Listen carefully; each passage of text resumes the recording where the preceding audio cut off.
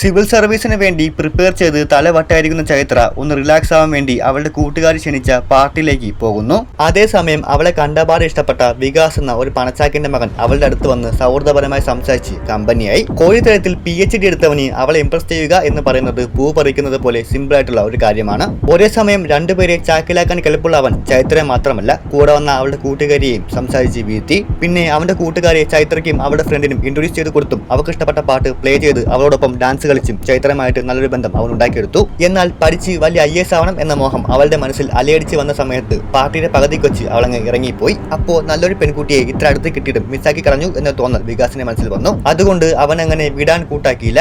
ചൈത്രയുടെ കൂട്ടുകാരി പോയ സമയത്ത് വികാസ് തന്റെ ഓടി കാറിൽ വന്ന് അവളോട് കൂട്ടുകാരന്റെ ബർത്ത്ഡേ ആണ്, ചെറിയൊരു ട്രീറ്റ് ഉണ്ട്, വരുന്നോ എന്ന് ചോദിച്ച് അടുത്തേക്ക് പോയി. അച്ഛൻ വരാൻ താമസിക്കും എന്ന് കണ്ടപ്പോൾ അവൾ വികാസിന്റെ കൂടെ കാറിൽ കയറി. അങ്ങനെ പരസ്പരം ഭാവി കാര്യങ്ങളെ പറ്റി സംസാരിച്ച് പൊയ്ക്കൊണ്ടിരുന്നപ്പോൾ അവളുടെ ആഗ്രഹം IAS ആണെന്ന് പറഞ്ഞ വികാസിന്റെ കൂട്ടുകാർ അവളെ കളിയാക്കി ചിരിക്കുന്നുണ്ടായിരുന്നു. കുറച്ചു സമയം കഴിഞ്ഞപ്പോൾ ആ ചെറിയ കാറിന് ഷിഫ്റ്റ് ചെയ്ത് വികാസും തന്റെ 4 കൂട്ടുകാരും കൂടി അവളെ വലിയൊരു കാറിൽ കയറ്റിക്കൊണ്ട് പോയി. പക്ഷേ അതിന്റെ ഉദ്ദേശം വേറെയായിരുന്നു. ആ 5 പേരും കൂടി ചേർന്ന് അവളെ ട്രാപ്പിലാക്കിയതാണ്. കാറിന്റെ അകത്തിരുന്ന് വികാസും പിന്നെ ആ ബാക്കി 4 പയ്യന്മാരും കൂടി ചേർന്ന് മോശമായി പെരുമാറുമ്പോൾ അവൾ പുറത്തേക്ക് നോക്കി ഹെൽപ്പിന് വേണ്ടി യാചിക്കുകയായിരുന്നു. അവര് മനുഷ്യന്മാരല്ല, യാതൊരു ദയാദാക്ഷിണ്യവും ചൈത്രയോട് കാണിക്കാത്ത മോൺസ്റ്റേഴ്സ് ആണ്. ഇത് കൂടാതെ കാറിന്റെ അകത്ത് സംഭവിച്ചത് അതിലൊരുത്തൻ വീഡിയോ ആക്കി നെറ്റിലിട്ട് അവളെ അപമാനിച്ചു. ഇങ്ങനെയൊക്കെ സംഭവിച്ചെന്നും പറഞ്ഞുകൊണ്ട് അവളുടെ അച്ഛനും അമ്മയും അവളെ തള്ളിക്കളഞ്ഞില്ല. പകരം ആ വീഡിയോ തെളിവാക്കി വെച്ച് ആ 5 പേർക്കിട്ടും പണിയാൻ തീരുമാനിച്ചു. വലിയ പണക്കാരുടെ മക്കളായതുകൊണ്ട് കേസായാൽ ഈസി ആയിട്ട് ഊരി പോരാമെന്ന് കരുതി അവർ തെളിവൊന്നും നശിപ്പിച്ചില്ല.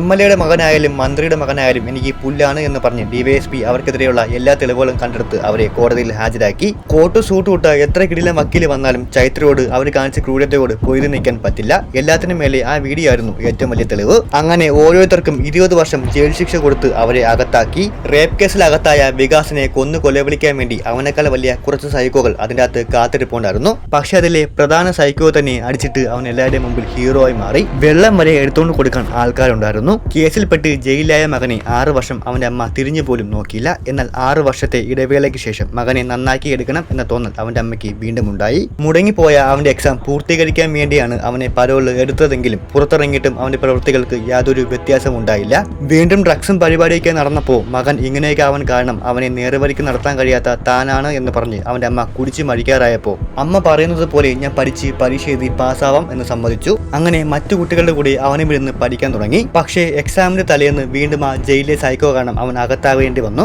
എന്നാൽ മകനെ നന്നാക്കിയെടുക്കാൻ വേണ്ടിയുള്ള ഒരു അമ്മയുടെ പ്രയത്നം കണ്ടില്ല എന്ന് വയ്ക്കാൻ ആ DYSPക്ക് കഴിഞ്ഞില്ല. പരോൾ നീട്ടിവെക്കാൻ വേണ്ടി മജിസ്ട്രേറ്റ് കോടതിയിൽ വികാസിനോട് അപേക്ഷിക്കാൻ പറഞ്ഞു. പക്ഷേ അവന് വിധി എഴുതാൻ അന്ന് അവിടെ വന്നത് 6 വർഷം മുമ്പ് അവൻ ക്രൂരമായി മർദ്ദിച്ച ചൈത്രയായിരുന്നു. ലൈഫിൽ എല്ലാവർക്കും ഒരു സെക്കൻഡ് ചാൻസ് കിട്ടും. ചിലർക്കത് അടുത്ത എന്തിനു വേണ്ടിയുള്ള ടേണിംഗ് പോയിന്റ് ആകാം.